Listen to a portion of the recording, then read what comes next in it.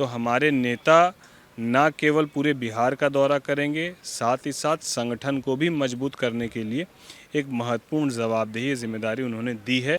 मुझे लगता है कि अब उनके बात का जवाब देना इसीलिए मुझे उचित नहीं लगता है कि ये तथ्यहीन बातें हैं। तो अब एनडीए में है कि नहीं है, तो मुझे लगता है कि इस बात का प्रमाण किसी भी और व्यक्ति से लेने की आवश्यकता नहीं है क्योंकि हमारे नेता को जिस तरीके से आदरणीय प्रधानमंत्री जी सम्मान देते हैं, बदलते हुए बिहार की जो कल्पना करते हैं लोग, वो चिराग पासवान जी को अपना नेता ज़रूर मानते हैं। नमस्कार, दर्श न्यूज़ देख रहे हैं आप और मैं हूं आपके साथ दक्षा प्रिया। इस वक्त खास बातचीत के लिए हमारे साथ खगड़िया से सांसद राजेश वर्मा जी है। राजेश जी, सबसे पहले तो ये जानना चाहेंगे, झारखंड में आपको सह चुनाव प्रभारी बनाया गया, बिहार में भी अब एक बड़ी जिम्मेदारी आपको दी गई है। ऐसे में कल भी हमने तस्वीरें देखी, पटना एयरपोर्ट पर जिस तरीके से स्वागत किया गया कार्यकर्ताओं द्वारा, उनमें उत्साह नजर आया, क्या कुछ कहें? नहीं, हम लोग अपने राष्ट्रीय अध्यक्ष चिराग पासवान जी का कोटि कोटि धन्यवाद, आभार बार बार इसलिए करते हैं क्योंकि 2019 में पार्टी में जुड़ने के बाद से हमारे नेता ने 2020 में विधानसभा चुनाव भी लड़ाया। हमारे नेता ने मुझे बतौर जिला अध्यक्ष की जवाबदेही भी दी। फिर हमारे नेता ने 2024 का लोकसभा चुनाव भी लड़ाया। महत्वपूर्ण कमेटी में भी हमारे नेता ने जगह दी और उसके बाद नेता ने एक बड़ी जवाबदेही जिम्मेदारी भी दी। तो मैं हमेशा यही प्रयास करता हूं कि नेता जो विश्वास हम पर दिखा रहे हैं, उस विश्वास पर हम लोग 100% उतरे और उतर कर जो नेता का 100% स्ट्राइक रेट का रिकॉर्ड बिहार लोकसभा में कायम हुआ, झारखंड विधानसभा में कायम हुआ, वही बिहार विधानसभा में भी कायम हो। हम लोगों का प्रयास यही है। बिहार विधानसभा को लेकर क्या तैयारियां हैं, क्योंकि आप लोग अभी से ही एक्टिव मोड में नजर आ रहे हैं और आपने, जैसा कि अरुण भारती जी ने भी बताया, कि अभी से ही क्षेत्र में तमाम जितने भी संगठन हैं वो एक्टिव रहेंगे। हाँ बिल्कुल, हम लोग हर ज़िला में हमारा प्रवास होगा, हर ज़िले में हम लोग जाएंगे, वहाँ एक दिन रात्रि विश्राम भी हम लोग करेंगे किसी न किसी पार्टी कार्यकर्ताओं के यहाँ, और साथ ही साथ पार्टी की जिलावार समीक्षा बैठक भी होगी। और उन तमाम ज़िलों में जहाँ जहाँ हमारे मजबूत साथी और प्रत्याशी हैं, संभावित प्रत्याशी हैं, वहाँ वहाँ हमारे राष्ट्रीय अध्यक्ष चिराग पासवान जी की सभाएं भी होंगी। तो हमारे नेता ना केवल पूरे बिहार का दौरा करेंगे, साथ ही साथ संगठन को भी मजबूत करने के लिए एक महत्वपूर्ण जवाबदेही जिम्मेदारी उन्होंने दी है।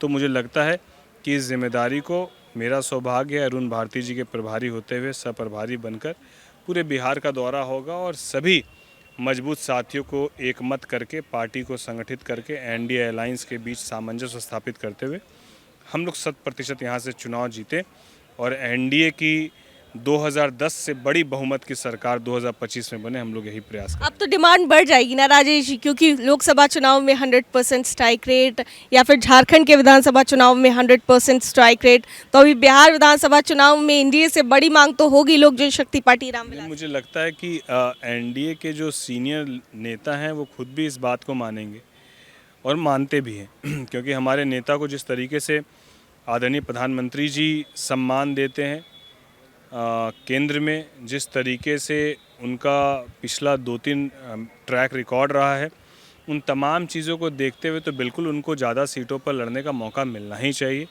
ताकि उनकी जो लोकप्रियता है, युवाओं के बीच में जो एक्सेप्टेंस है, वो एक्सेप्टेंस कहीं ना कहीं इस बात को पूरी तरीके से दिखाता है, दर्शाता है कि जो बिहार की आज 60% से बड़ी आबादी युवाओं की है, वो युवा जात पात धर्म मज़हब से ऊपर उठकर बिहार के बदलाव और विकास को लेकर हमारे नेता चिराग पासवान जी को पसंद करता है। आप ये बात कह रहे हैं, लेकिन वहीं अगर पूर्व सांसद आनंद मोहन जी की बात की जाए तो वो ये सवाल उठा रहे हैं कि वो एनडीए में है भी या नहीं, चिराग पासवान जी को लेकर।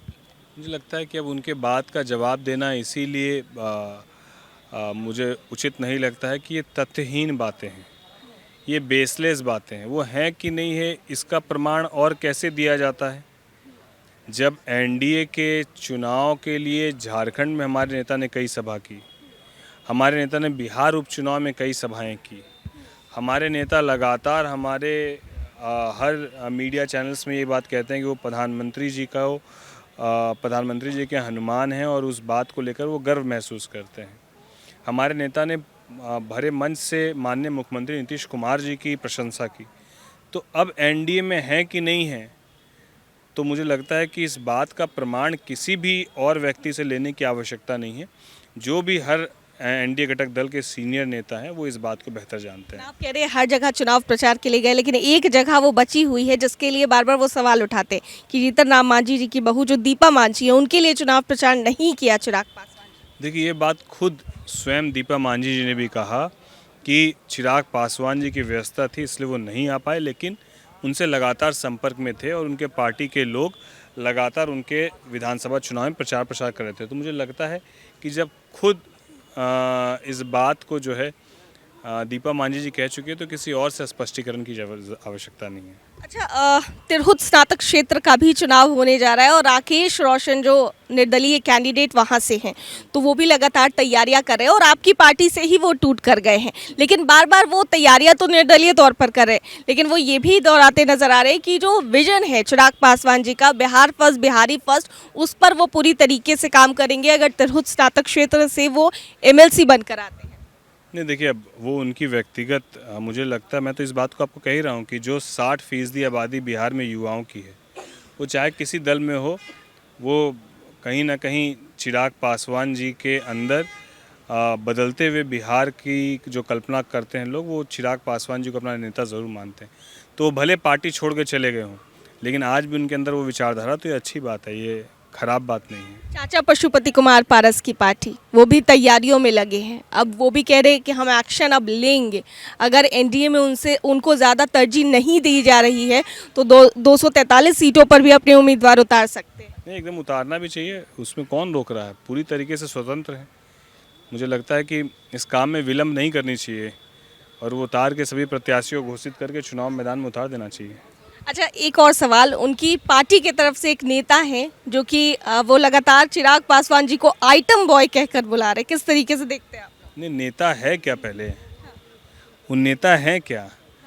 कोई XYZ आदमी कुछ बोलता है, अब किस इसमें बोलता है, अब उस पर क्या जवाब देंगे? मुझे लगता है कि अब इस बात का क्या जवाब दें, तो बेसलेस बात वो कर रहे हैं, जो भी कर रहे हैं, तो इस बात का कोई जवाब, और कहने वाला व्यक्ति कौन है, उसका क्या अस्तित्व है, उसका क्या ये है, बेसलेस बात है मुझे लगता है। एक सवाल तेजस्वी यादव जी को लेकर, वो फिलहाल सदन में आज पहुंचे थे, उन्होंने 65% आरक्षण को लेकर अपनी बातें कही कि हमारे समय में आया था, जिस पर सम्राट चौधरी जी ने ये भी कहा कि वो नीतीश कुमार जी का कार्यकाल था और हमारे समय में 65% आरक्षण आया था।